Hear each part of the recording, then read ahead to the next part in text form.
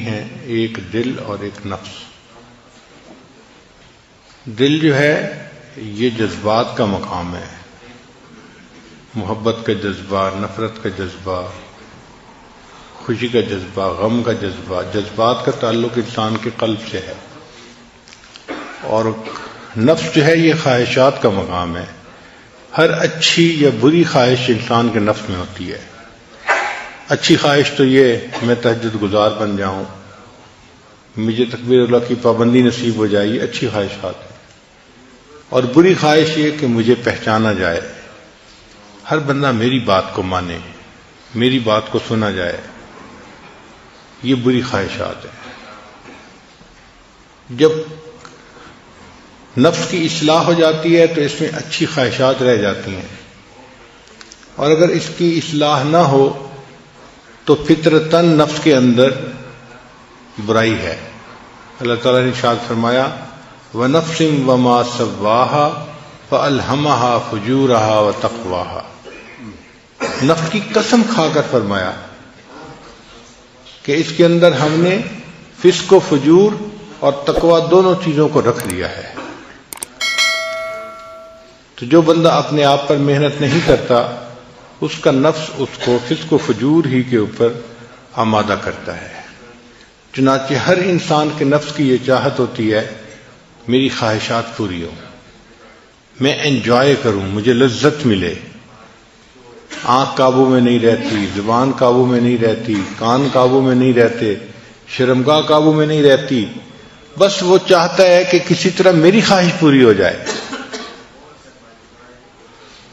اس لیے نفس اپنی مرضی چلاتا ہے۔ آپ نے سنا ہوگا کئی لوگوں کو کہ جی میں تو وہ کروں گا جو میری مرضی ہوگی، میرا دل چاہے گا۔ جب یہ کہہ رہے ہوتے ہیں نا کہ میں وہ کروں گا جو میرا دل چاہے گا، اس کا مطلب یہ کہ میں اپنی مرضی پہ عمل کروں گا، اپنے نفس کی خواہش پہ عمل کروں گا۔ شریعت کہتی ہے کہ انسان کی مرضی کیا چیز ہوتی ہے؟ اصل تو اللہ کی مرضی ہے، تو ہمیں تو ہر حال میں اللہ کی مرضی پہ چلنا ہے، اپنی مرضی پہ نہیں چلنا، اللہ کی مرضی پہ چلنا ہے۔ اور یہی نقطہ سمجھنا ذرا مشکل ہوتا ہے۔ اس دنیا میں اتنا کسی اور بت کی پرستش نہیں کی گئی جتنا نفس کی پرستش کی گئی ہے۔ اللہ کے بعد جس معبود کی سب سے زیادہ عبادت کی گئی ہے وہ انسان کا نفس ہے، اور کوئی بت نہیں ہے ایسا، انسان کا نفس ہے۔ یہ اتنا بڑا معبود ہے کہ انسانوں نے اپنے من کی پرستش کی ہے، اپنے من کی پوجا کی ہے۔ جو دل نے کہا وہ کر لیا، اس چیز کو سوچا ہی نہیں کہ شریعت اجازت دیتی ہے یا نہیں دیتی۔ اور یہی بنیاد اور فساد کی جڑ ہے کہ انسان کا نفس اتنا قوی ہو کہ جو اس کے اندر ٹیمپٹیشن ہو انسان اس کو پورا کر دکھائے۔ یہ جو ذکر و سلوک کی محنت ہے یہ نفس کو کمزور کرنے کی محنت ہے۔ اس کو کہتے ہیں نفس کو مارنا۔ مارنے سے مراد یہ نہیں ہے کہ کوئی چیز زندہ تھی اور اس پہ چھری پھیر دی وہ مر گئی۔ مارنے سے مراد یہ ہے کہ نفس کو اتنا کمزور کر دینا کہ یہ شریعت کی مخالفت کرنا چھوڑ دے، اس کو نفس کا مارنا کہتے ہیں۔ نہنگو اژدہا او شیر نر مارا تو کیا مارا۔ نہنگ کہتے ہیں کروکوڈائل کو۔ کروکوڈائل کو مارنا اتنا مشکل کام نہیں ہے، پائتھن کو مارنا مشکل کام نہیں ہے، میل لائن کو مارنا اتنا مشکل کام نہیں ہے، مشکل کام ہے اپنے نفس کو مارنا۔ نہنگو اژدہا او شیر نر مارا تو کیا مارا، بڑے موذی کو مارا نفس امارہ کو گر مارا۔ گیا شیطان مارا ایک سجدے کے نہ کرنے سے۔ شیطان ایک سجدے نہ کرنے کے اوپر مارا گیا، اس کو دربار سے دھتکار دیا۔ گیا شیطان مارا ایک سجدے کے نہ کرنے سے، ہزاروں سال سجدے میں جو سر مارا تو کیا مارا۔ اس نے ہزاروں سال جو سجدے کیے زمین پر تو ان کا کیا فائدہ نکلا؟ نتیجہ تو یہ تھا نا کہ ایک سجدے کے نہ کرنے پہ وہ اللہ کے دربار سے دھتکار دیا گیا۔ تو بات یہی ہے کہ ہم آج ایسی زندگی گزار رہے ہیں کہ جن کاموں میں ہمارا نفس موافقت کرتا ہے، ہم شریعت کے ان کاموں کی، ان باتوں کی پابندی کرتے ہیں، اور جس کام میں نفس مخالفت کرتا ہے تو شریعت کا حکم چھوڑ کے نفس کی پوجا کر لیتے ہیں، نفس کے پیچھے چل پڑتے ہیں۔ اور یہی چیز شرک خفی کہلاتی ہے۔ ایک ہے شرک جلی۔ شرک جلی کہتے ہیں کہ انسان بتوں کو سجدہ کرے، درختوں کو سجدہ کرے اور قبروں کو سجدہ کرے، اس کو شرک جلی کہتے ہیں، واضح شرک ہے۔ اور ایک ہے شرک خفی، چھپا ہوا شرک۔ شرک خفی کیا ہے کہ ایک طرف اللہ کا حکم آ گیا اور ایک طرف انسان کی اپنی خواہش آ گئی، تو وہ اللہ کے حکم کو چھوڑ کے اگر خواہش پہ عمل کر لیتا ہے، اس نے شرک خفی کا ارتکاب کر لیا۔ یہ مشرک ہے، ابھی بھی آزاد نہیں ہے، موحد نہیں ہے، اس نے اپنے نفس کو اپنا جو ہے خدا بنایا ہوا ہے۔ تو یہ ذکر و سلوک کی محنت انسان کو سکھاتی ہے کہ ہم نے اپنے نفس کی خواہشات کو کیسے توڑنا ہے، کیسے چھوڑنا ہے اور اس کو کیسے رد کرنا ہے، اپنی ٹیمپٹیشنز کو کیسے ہم نے برداشت کرنا ہے۔ انسان کے اندر ذکر کرنے سے یہ قوت آ جاتی ہے، پھر اس کا دل چاہتا ہے کہ میں دیکھوں غیر محرم کی طرف، مگر نہیں دیکھتا۔ اس کا دل چاہتا ہے کہ میں زبان سے یہ بات نکالوں، مگر وہ دوسرے کی غیبت نہیں کرتا، وہ اپنے آپ کو شریعت کا پابند کر لیتا ہے، اور یہی چیز انسان کی کامیابی کی بنیاد ہے۔ اب نفس کمزور ہو جائے، اس کے لیے ہمارے اکابر نے بہت محنتیں کروائیں۔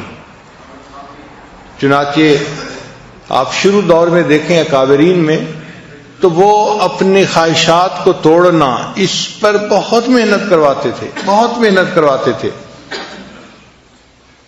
دل میں چاہت پیدا ہوئی نہیں پوری کرنی، تاکہ نفس کمزور ہو جائے۔ مقصد کیا تھا؟ نفس کمزور ہو جائے۔ یہاں تک کہ اگر پانی کا گھڑا دھوپ میں پڑا ہے تو جی چاہا کہ اس کو اٹھا کے میں سائے پہ رکھ دوں، ٹھنڈا ہو جائے گا پانی ذرا، تو نہیں، نفس چونکہ چاہ رہا ہے میں نے ایسا نہیں کرنا، تو نہیں کرتے تھے۔ پھر کھانا نہیں کھاتے تھے۔ بعض کے بارے میں تو یہاں تک مشہور ہے کہ انہوں نے روٹی لکڑی کی بنوائی اور گلے میں لٹکا لی۔ جب بھوک لگتی تھی تو وہ لکڑی کی روٹی کو دانتوں میں چباتے تھے۔ اے نفس، تو مجھے اللہ کی مخالفت پہ جو ہے آمادہ کرتا ہے، میں تجھے کھانا کیوں دوں؟ تو کھانا ہی نہیں کھاتے تھے، اتنا مجاہدہ کرتے تھے، پانی نہیں پیتے تھے، کھانا نہیں کھاتے تھے۔ یہ جو ہے نا قلت کلام، قلت منام، قلت طعام، یہ سب ٹرم نکلی اسی لیے ہے اپنے نفس کو کمزور کرنے کی خاطر، کہ انسان کم بولتا ہے تو کم گناہ کرتا ہے، تو کم بولے۔ آج کل ہم زیادہ بولنے کے مریض ہیں، اس لیے ہمیں بار بار اعلان کرنا پڑتا ہے، بھئی مسجد ہے، اعتکاف ہے، آپ آہستہ بولیں، آہستہ بولیں۔ اس کی وجہ کیا ہوتی ہے کہ ہم نے چپ کے مزے نہیں لیے ہوتے، ہمیں خبر ہی نہیں کہ چپ کے مزے کیا ہوتے ہیں۔ یہ چپ کے مزے ایسی نعمت ہیں کہ جس بندے کو نصیب ہو جائے اس کا بولنے کو دل نہیں چاہتا، وہ خاموش بیٹھا اپنے رب کی یاد میں لگا ہوا ہوتا ہے۔ حضرت خواجہ باقی باللہ رحمۃ اللہ علیہ بہت خاموش رہتے تھے۔ ایک بندے نے کہا کہ حضرت آپ کچھ نصیحت کریں، آپ کی نصیحت سے لوگوں کو فائدہ ہوگا۔ تو حضرت نے جواب میں کہا، جس نے ہماری خاموشی سے کچھ نہیں پایا وہ ہماری باتوں سے بھی کچھ نہیں پائے گا۔ جس نے ہماری خاموشی سے کچھ نہیں پایا وہ ہماری باتوں سے بھی کچھ نہیں پائے گا۔ تو خاموش رہنا آسان کام نہیں ہے، بندے کی ایک طبیعت بنی ہوتی ہے بولنے کی، اور ذرا موقع ملتا ہے تو بولنا ہی شروع کر دیتا ہے، رکنا بھی چاہے تو رک نہیں سکتا۔ اور جس کو خاموشی کے مزے اللہ تعالیٰ فرما دیں، اس کا دل گھبرا رہا ہوتا ہے کہ کیوں اتنی ٹر ہو رہی ہے۔ جیسے برسات کے موسم میں مینڈک ہوتے ہیں نا، تو ٹر ہو رہی ہوتی ہے، ایک آواز آ رہی ہوتی ہے مستقل، اسی طرح بندہ چپ نہیں رہ سکتا، ٹر کرتا رہتا ہے، بولتا رہتا ہے، بولتا رہتا ہے۔ ہمارے مشائخ مراقبہ سکھانے کے لیے خاموش رہنا سکھاتے تھے۔ چنانچہ حضرت اقبستانوی رحمۃ اللہ کی خانقاہ پہ جو بندہ تربیت کے لیے آتا تھا پہلا کام اس کے ذمہ لگتا تھا کہ آپ نے کلام نہیں کرنا، بات نہیں کرنی، چپ رہنا ہے۔ ہاں سلام اگر کوئی کرے تو اس کا جواب دے سکتے ہیں چونکہ وہ واجب ہے، اس کے علاوہ کلام نہیں کر سکتے۔ تو صرف سلام کا جواب دینے کی اجازت تھی، اس کے علاوہ کلام کرنے کی اجازت نہیں تھی۔ حضرت خواجہ مجذوب رحمۃ اللہ علیہ چونکہ شاعر تھے اور ان سے لوگ زیادہ واقف بھی تھے اور مانوس بھی تھے، تو ان سے زیادہ باتیں کرنے کی کوشش کرتے تھے۔ تو حضرت خواجہ مجذوب رحمۃ اللہ نے کیا کیا تھا، ایک گتے کے اوپر لکھ دیا تھا خاموش، اور داغا ڈال کے اس کو گلے میں لٹکا لیا تھا۔ تو اگر کوئی بندہ ان سے بات کرنے لگتا تھا تو وہ اس کی طرف اشارہ کر دیتے تھے، صرف بھئی دیکھ لو یہ سائن ہے خاموش، اس طرح خاموش رہتے تھے۔ حضرت مفتی محمد شفیع رحمۃ اللہ علیہ اور حضرت مولانا یوسف بن نوری رحمۃ اللہ علیہ کے بارے میں آتا ہے کہ جب دونوں شہزادوں نے علم حاصل کر لیا تو تھانہ بھون حاضر ہوئے کہ حضرت کی خدمت میں کچھ وقت رہتے ہیں۔ اب جب وہاں گئے تو عشاء کی نماز پڑھ کے کمرے میں آئے، دونوں کو رہنے کے لیے ایک ہی کمرہ دے دیا گیا تھا۔ تو کچھ بیٹھے تو کوئی بات چیت شروع ہو گئی، تازہ علم پڑا ہوا تھا، بات ہوتی گئی۔ تھوڑی دیر کے بعد جو خانقاہ کا خادم تھا بوڑھا، وہ آیا، اس نے آ کے دروازہ کھٹکھٹایا کہ جی خانقاہ میں عشاء کے بعد باتیں کرنے کی اجازت نہیں ہے، آپ چپ ہو جائیں۔ وہ چپ ہو گئے، مگر اس کو روٹین میں لیا، اور تھوڑی دیر کے بعد پھر کوئی مسئلہ شروع ہو گیا، پھر باتیں شروع ہو گئیں۔ جب پھر باتیں شروع ہونے لگیں تو تھوڑی دیر کے بعد وہ خانقاہ کا خادم آیا اور اس نے آ کے کہا کہ جی مجھے حضرت کی طرف سے یہ حکم ہے کہ جو ایک دفعہ منع کرنے پہ نہ رکے اور پھر باتیں کرتے رہے، اس کی سامان کی گٹھڑی اس کے سر کے اوپر رکھو اور اس کو خانقاہ سے دھکا دو، جاؤ۔ جب آپ نے بات سمجھنی نہیں تو رہنے کا کیا فائدہ، کیوں وقت اپنا بھی ضائع کر رہے ہو، ہمارا بھی ضائع کر رہے ہو۔ تو اس نے کہا جناب میں دوسری دفعہ آ کے بتا رہا ہوں، اب اگر میں نے آپ لوگوں کی آواز سن لی تو میں نے آپ کا سامان آپ کے سر پہ رکھنا ہے اور آپ کو خانقاہ سے نکال دینا ہے۔ پھر دونوں کو احساس ہوا کہ خاموشی کی اہمیت کتنی تھی، کتنا سیریس معاملہ تھا۔ پھر اس کے بعد وہ نہیں بولے۔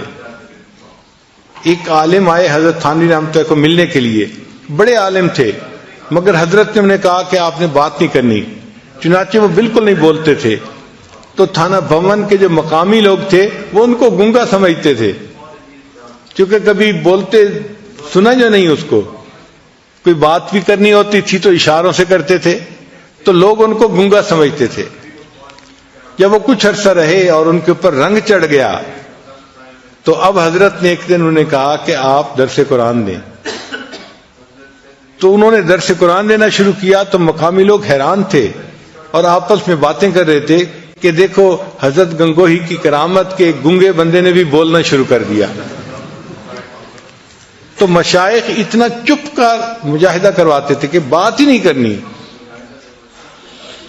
اور واقعی چپ کے اپنے مزے ہیں، ہم اس سے واقف نہیں ابھی۔ اگر واقف ہو جائیں تو بات کرنا ہمیں مشکل نظر آئے، دل نہ چاہے بات کرنے کو۔ تو خانقاہوں میں جو رکھ کے محنت کروائی جاتی تھی، کم کھانا، کم بولنا، کم سونا، اس کم کا اصل مقصد یہ ہوتا تھا کہ نفس کمزور ہو جائے اور انسان کے لیے شریعت کے اوپر چلنا آسان ہو جائے، یہ شریعت پر چلنے کے راستے میں رکاوٹ نہ بنے۔ اس لیے اپنی خواہشات کو توڑنا یہ سب سے بڑی چیز سکھائی جاتی تھی کہ بھئی کوئی بھی خواہش دل میں پیدا ہو اس پر عمل نہیں کرنا۔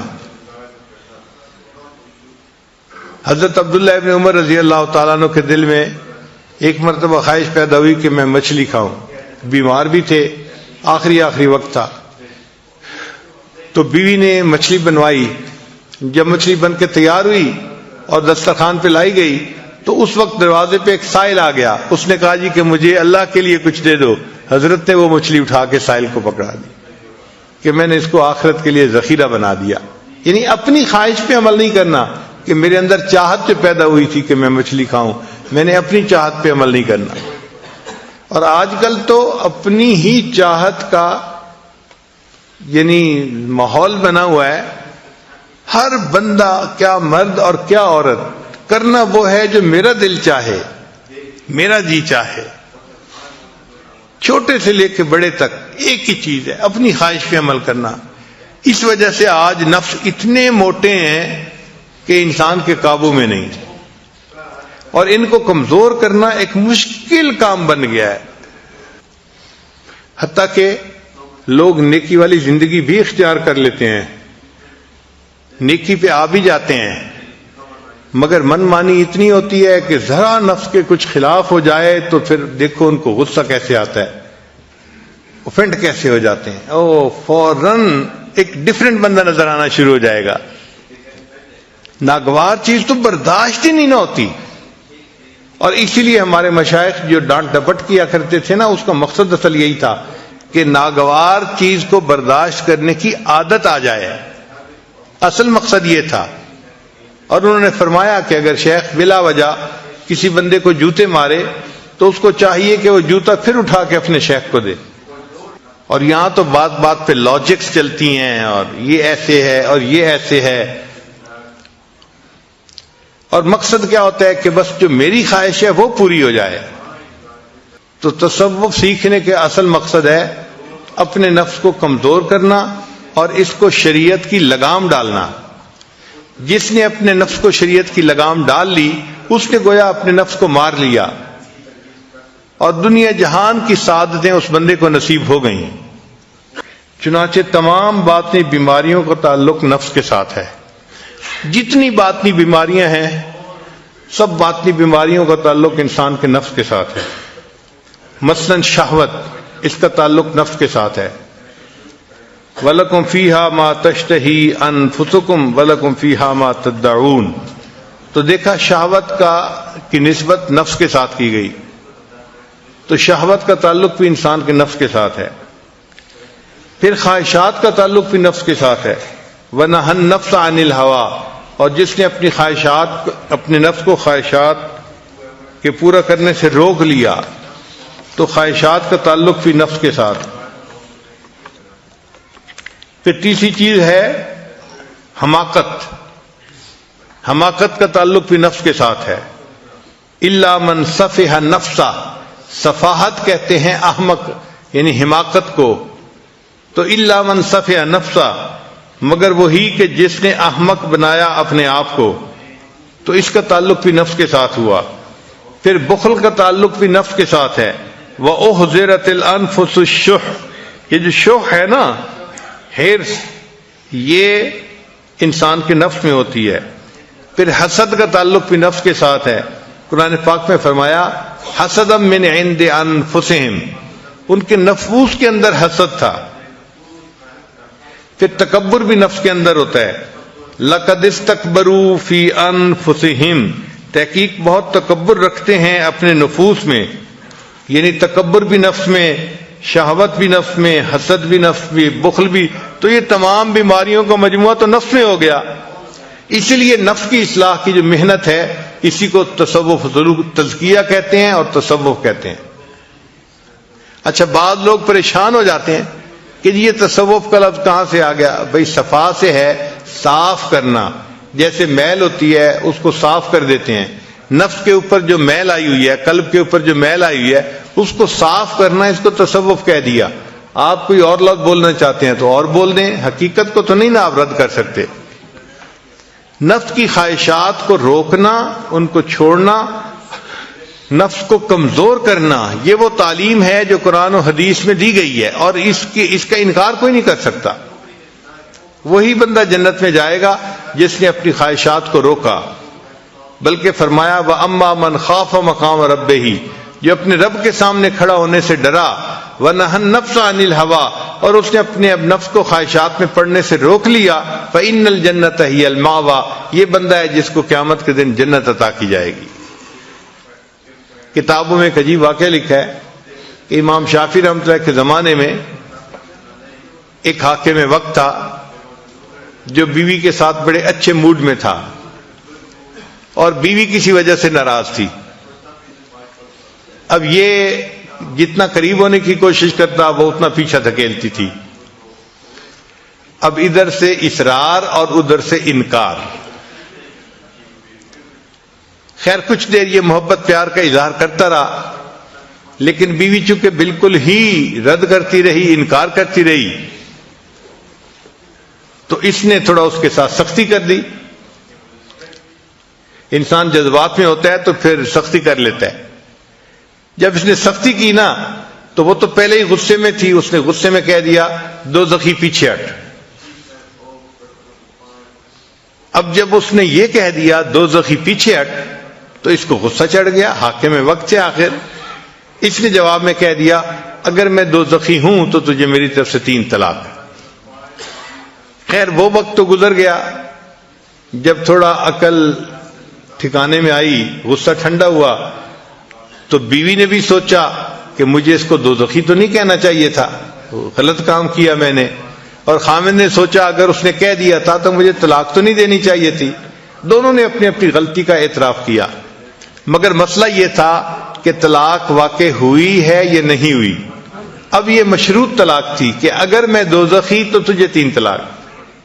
تو کنڈیشنل طلاق تھی. اب فیصلہ کون کرے کہ تم جنتی ہو یا جہنمی ہو؟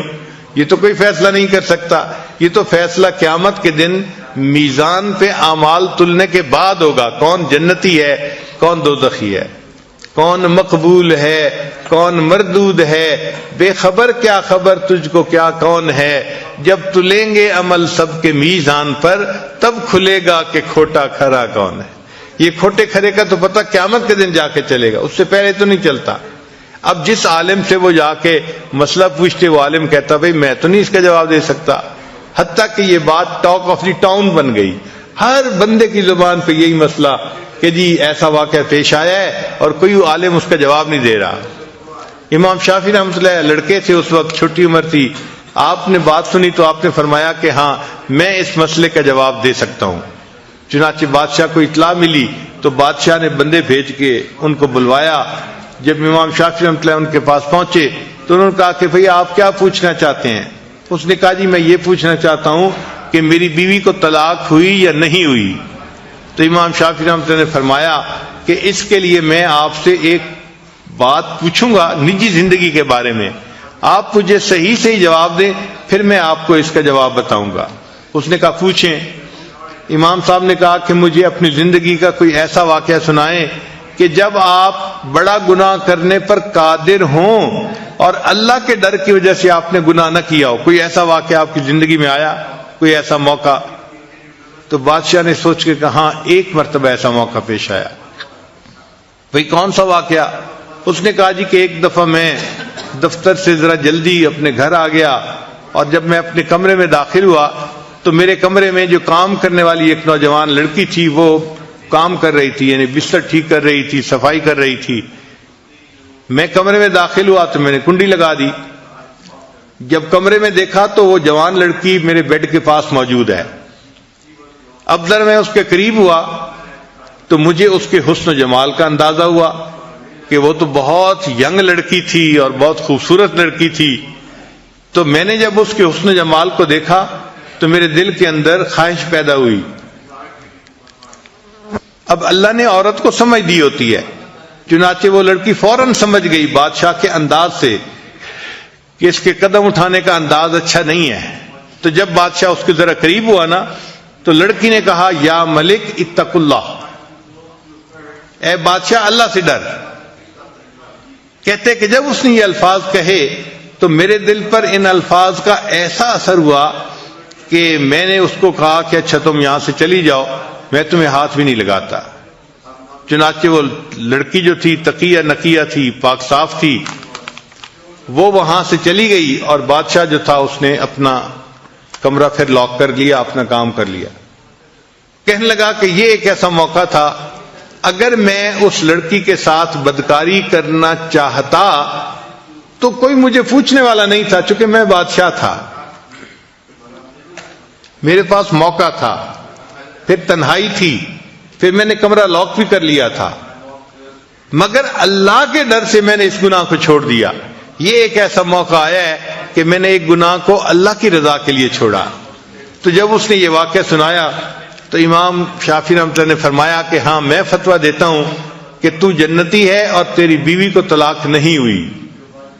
اب یہ بات جب باہر نکلی تو علماء حیران کہ بھئی یہ فتویٰ کیسے انہوں نے دے دیا گیا، یہ کون بندہ ہے جو جنت کی ٹکٹیں بیچ رہا ہے، جنت کی ٹکٹیں الاٹ کر رہا ہے، یہ کون ہے؟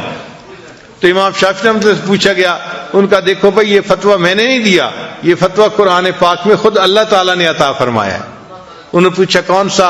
انہوں نے آیت پڑھی وَأَمَّا مَنْ خَافَ مَقَامَ رَبِّهِ، اور جو بندہ اپنے رب کے سامنے کھڑے ہونے سے ڈر گیا، وَنَهَى النَّفْسَ عَنِ الْهَوَىٰ، اور اس نے اپنے نفس کو خواہشات میں پڑنے سے روک لیا، فَإِنَّ الْجَنَّةَ هِيَ الْمَأْوَىٰ، اس کا ٹھکانہ جنت ہے۔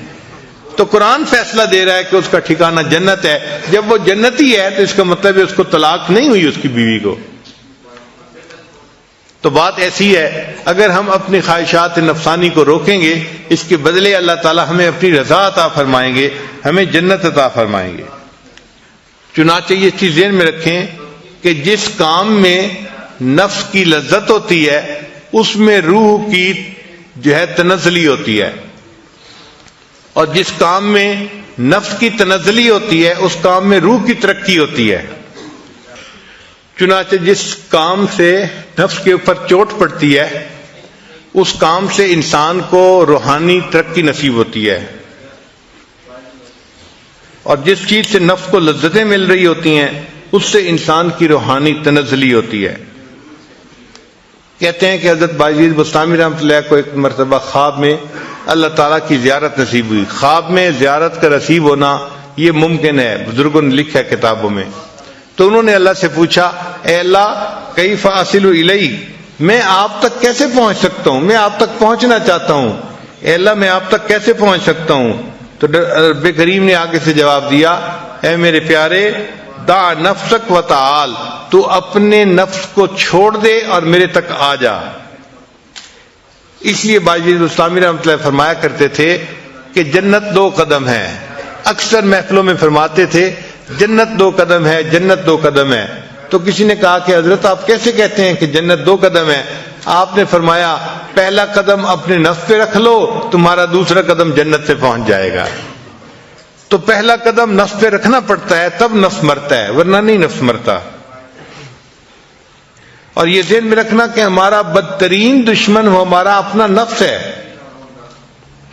حدیث پاک ہے اعداء عدوک نفسک التی بین جنبیک، کہ تم اپنے نفس سے دشمنی رکھو، وہ نفس جو تمہارے جو ہے وہ پہلو کے درمیان میں ہے، وہ تمہارا سب سے بڑا دشمن ہے۔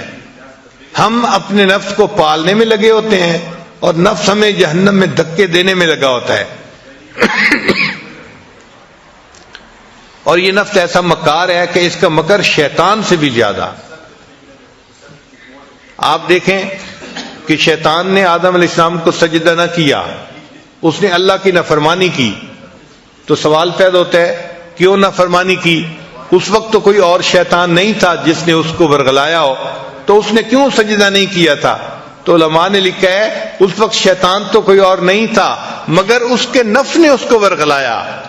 تو نفس وہ بدبخت ہے، بدکار ہے کہ جس نے عزازیل کو شیطان بنوا دیا۔ یعنی شیطان کو شیطان بنوانے والا جو گرو گنٹھال ہے وہ نفس ہے۔ تو نفس جو ہے یہ زیادہ بڑا دشمن ہوا۔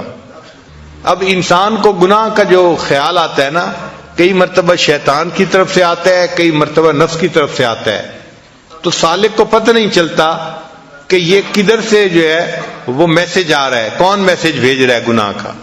تو ہمارے بزرگوں نے اس کو کھول دیا۔ وہ فرماتے ہیں کہ جب گناہ کا کوئی خیال آئے اور بار بار اسی گناہ کا تقاضا ہوتا رہے کہ یہی گناہ کرنا ہے، تو سمجھ لو کہ یہ نفس کی طرف سے ہے۔ کیونکہ نفس کی مثال ضدی بچے کی طرف سے ہے، وہ ایک چیز اگر منہ سے نکال دیتا ہے نا تو کہتے ہیں کہ بس مجھے وہی چاہیے، مجھے وہی چاہیے۔ تو نفس بھی اسی طرح ہے کہ ایک مرتبہ جو خیال آ گیا گناہ کا، یہ بار بار اسی خیال کے اوپر وہی خیال دل میں لاتا رہتا ہے۔ اور اگر شیطان کسی کے دل میں گناہ کا خیال ڈالے اور بندہ اس کو رد کرے تو شیطان اس گناہ پہ جمع نہیں رہتا، یہ پھر دوسری آپشن بھیج دیتا ہے، اچھا یہ نہیں ہو سکتا تو چلو یہ کر لیں۔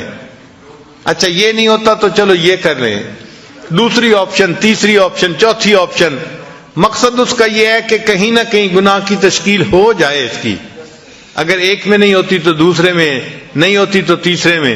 تو اگر آپ کے ذہن میں گناہ کا خیال آئے اور آپ اس کو روکیں اور روکنے پر گناہ کی آپشن نئی سے نئی آتی رہے تو آپ سمجھ جائیں کہ یہ میسج شیطان بدبخت بھیج رہا ہے.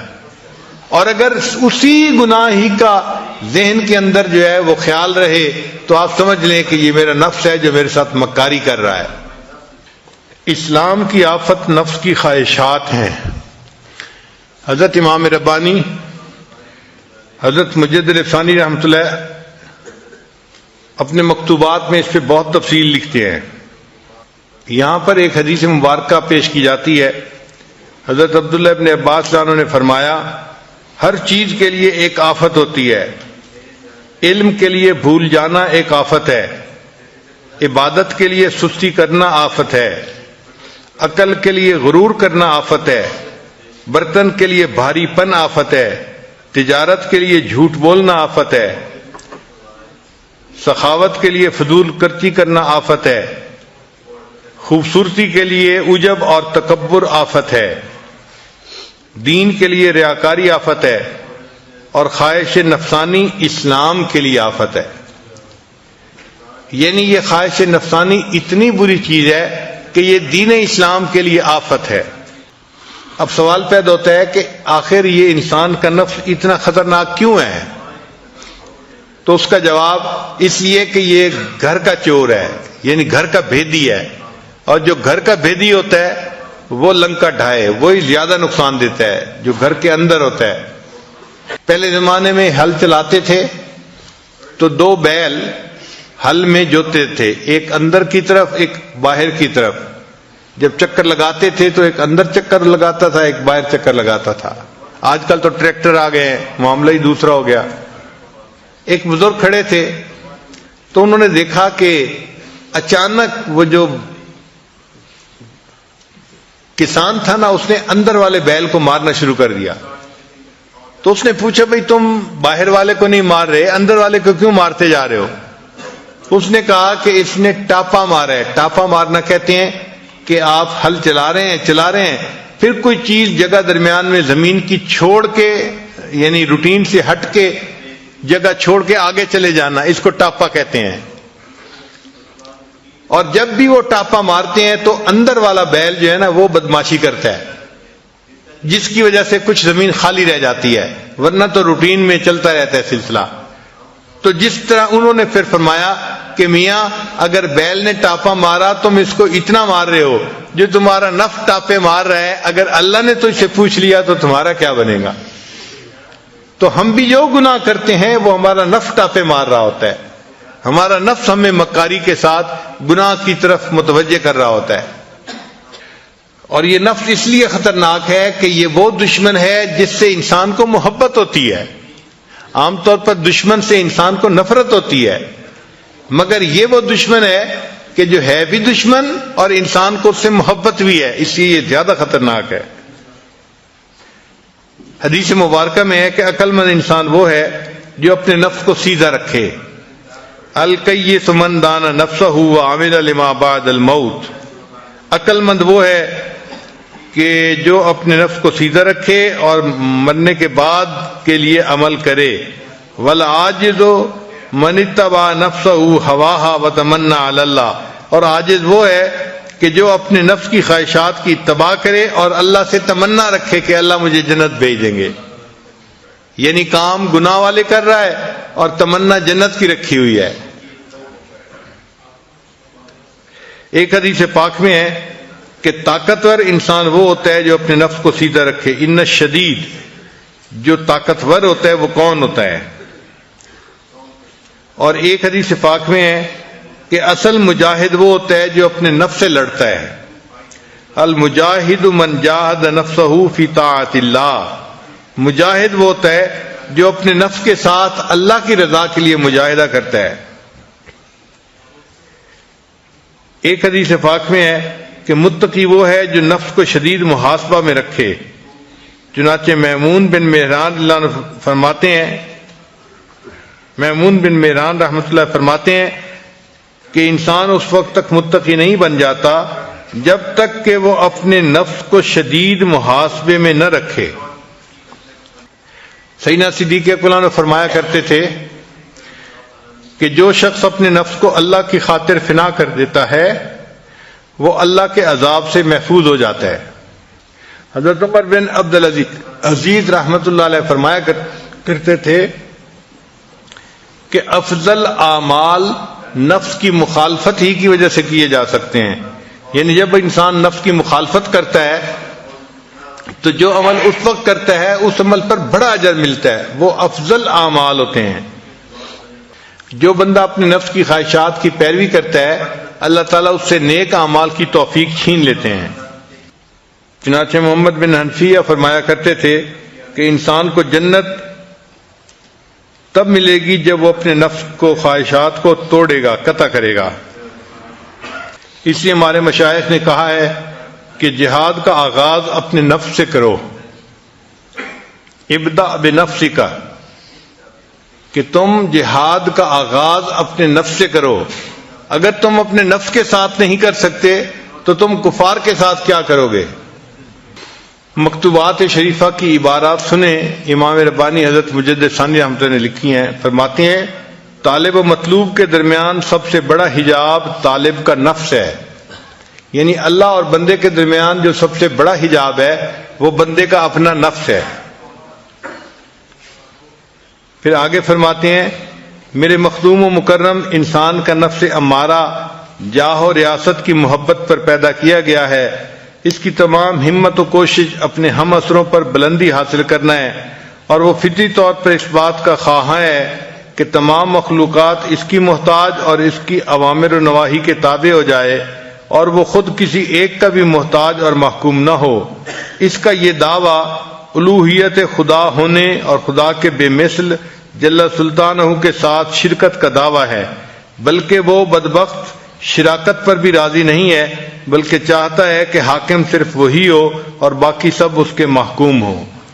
تو نفس کی جو یہ چاہت ہے نا کہ میری خواہش پوری ہو، یہ اصل میں الوہیت کا دعویٰ ہے۔ وہ چاہتے ہیں کہ بس میرا حکم چلے۔ نفس کی مدد کرنا در حقیقت خدا کے دشمن کو تقویت دینا ہے۔ حدیث قدسی میں آیا ہے عاد نفسک فإنها انتصبت بمعاداتی، اپنے نفس سے دشمنی رکھ کیونکہ بلا شک وہ میری دشمنی پر کمر بستہ ہے۔ چنانچہ فرماتے ہیں کہ نفس کی شرارت ابلیس کی شرارت سے زیادہ ہے۔ فرماتے ہیں کہ ابلیس نے اللہ تعالیٰ کے حکم کی نافرمانی کی اور انا خیر منہ کہا کہ میں اس سے بہتر ہوں، لیکن پھر اس نے جب بنی آدم کو بہکایا تو شیطان نے انسان کو بہکانے کے بعد اس سے اپنی برات ظاہر کی کہ انی بریء منک انی اخاف اللہ رب العالمین، یعنی شیطان بدبخت نے انسان سے اللہ کی نافرمانی تو کروائی، لیکن کروانے کے بعد شیطان نے برات اپنی ظاہر کر دی کہ میں بری ہوں، وہ ڈر گیا اللہ سے۔ لیکن نفس ایسا باغی ہے کہ اس نے کہا انا ربکم الاعلی، اور اس پر وہ نہ نادم ہوا نہ پریشان ہوا اور نہ اس سے اس نے برات کا اظہار کیا۔ اس سے پتہ چلا کہ نفس کی شرارت زیادہ ہے بنسبت ابلیس یعنی شیطان کے۔ اب سوال پیدا ہوتا ہے کہ اس نفس کو کنٹرول کرنے کا کیا طریقہ ہے؟ تو تین باتیں بڑی اہم ہیں۔ پہلی بات کہ نفس کو شہوات سے روکا جائے۔ کوئی بھی خواہش نفسانی انسان کے ذہن میں پیدا ہو فوراً اس پر عمل نہیں کرنا چاہیے، بلکہ اس کو روکنا چاہیے، اس پہ عمل نہیں کرنا۔ تو نفس کو خواہشات سے روکا جائے، پہلی بات۔ دوسری بات، نفس پر عبادات کا بوجھ ڈالا جائے۔ جتنا زیادہ عبادت کا بوجھ ڈالیں گے اتنا نفس کمزور ہوگا۔ زیادہ نوافل پڑھیں، زیادہ تلاوت کریں، زیادہ روزے رکھیں، زیادہ ذکر کریں، جتنا عبادت زیادہ کریں گے اتنا نفس کمزور ہوگا۔ اور تیسری بات کہ اللہ سے دعا مانگتے رہیں، کیونکہ نفس کی اصلاح اللہ کی رحمت کے بغیر ممکن نہیں۔ قرآن پاک میں ہے وما ابرئ نفسی ان النفس لامارۃ بالسوء الا ما رحم ربی، جس پر رب کا رحم ہوتا ہے اس بندے کا نفس جو ہے وہ سیدھا ہو جاتا ہے، ورنہ تو نفس کا سیدھا ہونا مشکل ہے۔ حضرت اقدس تھانوی رحمۃ اللہ نے فرمایا کہ نفس کی اصلاح کے لیے 3 کام بہت اہم ہیں۔ پہلا کام مرشد کامل کی خدمت میں رہے، دوسرا کام اپنے دشمنوں اور حاسدوں سے سبق سیکھے، اور تیسرا کام کہ دوسرے لوگوں سے عبرت پکڑے۔ امام رحمانی حضرت مجدد ثانی رحمۃ اللہ نے ایک عجیب تفصیل کی ہے۔ وہ فرماتے ہیں کہ شریعت کا جو حکم ہے وہ نفس کی انانیت کو توڑتا ہے۔ شریعت آئی ہی اسی لیے ہے کہ نفس کو پامال کرے اور اللہ کو ہی معبود حقیقی انسان بنائے۔ انبیاء نے آ کے وہی طریقہ سکھایا کہ جس طریقے پر چل کر انسان اپنے نفس کی مکاری سے بچ سکتا ہے اور اپنے اللہ کے پسندیدہ بندوں میں شامل ہو سکتا ہے۔ تو فرماتے ہیں کہ اس لیے جو مجاہدے ہم اپنی مرضی سے کرتے ہیں اس سے نفس کمزور نہیں ہوتا بلکہ اور موٹا ہو جاتا ہے۔ وہ سمجھتا ہے کہ میرے جیسا تو کوئی اور ہے ہی نہیں، جتنا نیک میں ہوں کوئی اور اتنا نیک ہی نہیں ہے۔ اور وہ فرماتے ہیں کہ ہر کام جو سنت کے مطابق کیا جائے تو اس سے نفس پامال ہوتا ہے، لہذا بہترین طریقہ اپنے نفس کو کمزور کرنے کا کہ ہر چھوٹے اور بڑے کام میں سنت کی اتباع کی جائے، کھانے میں، پینے میں، لباس میں، گفتار میں، کردار میں، چلنے پھرنے، ہر کام میں، ہر چھوٹے اور بڑے کام میں سنت کی پیروی کرنا، اس سے نفس زیادہ کمزور ہوتا ہے۔ فرماتے ہیں انبیاء علیہ الصلوات و تسلیمات کی بعثت سے مقصود اور شرعی احکامات میں حکمت کی وجہ یہی ہے کہ نفس امارہ عاجز اور خراب ہو جائے، کیونکہ شرعی احکامات نفسانی خواہشات کو دور کرنے کے لیے وارد ہوئے ہیں۔ جس قدر شریعت کے مطابق عمل کیا جائے گا اسی قدر نفسانی خواہشات زائل ہوتی جائیں گی۔ یہی وجہ ہے کہ خواہشات نفسانی کو دور کرنے میں شرعی احکامات میں سے ایک حکم بجا لانا ان 1000 سالہ ریاضتوں اور مجاہدوں سے بہتر ہے جو اپنی طرف سے کیے جائیں، بلکہ یہ ریاضتیں اور مجاہدے جو روشن شریعت کے مطابق واقع نہیں ہوئے نفسانی خواہشات کو اور قوت دینے والے بن جاتے ہیں۔ برہمنوں اور جوگیوں نے ریاضتوں اور مجاہدوں میں کمی نہیں کی، لیکن ان میں سے کوئی چیز ان کے لیے فائدہ مند نہیں ہوئی، اس لیے کہ ان کے مجاہدے ان کی مرضی کے مطابق تھے۔ ان کے مجاہدوں نے ان کی نفس کی تقویت دی اور ان کے سوا ان کو کچھ حاصل نہ ہوا۔ فرماتے ہیں مثلا زکوٰۃ کی ادائیگی میں جس کا کہ شریعت نے حکم دیا ہے 1 دینار خرچ کرنا نفس کے خراب اور ذلیل کرنے میں اپنی مرضی سے 1000 دینار خرچ کرنے سے زیادہ فائدہ مند ہے۔ یعنی ایک بندہ اپنی مرضی سے 1000 دینار صدقہ کرتا ہے، وہ فرماتے ہیں کہ 1000 دینار سے نفس کمزور نہیں ہوتا، لیکن زکوٰۃ کی ادائیگی میں 1 دینار کے خرچ کرنے پر نفس کمزور ہو جاتا ہے، چونکہ وہ شریعت کا حکم ہے۔ اس لیے فرماتے ہیں کہ عید الفطر کے دن کھانا کھانا اس سے نفس کمزور ہوتا ہے، اور اپنی مرضی سے پورا سال نفلی روزے رکھنا اس سے نفس کمزور نہیں ہوتا، چونکہ وہ اپنی مرضی تھی اور یہ اللہ کے حکم کی فرما برداری تھی۔ نماز فجر کی 2 رکعتوں کو جماعت کے ساتھ ادا کرنا جو کہ سنتوں میں سے ایک سنت کا بجا لانا ہے، اس بات سے کئی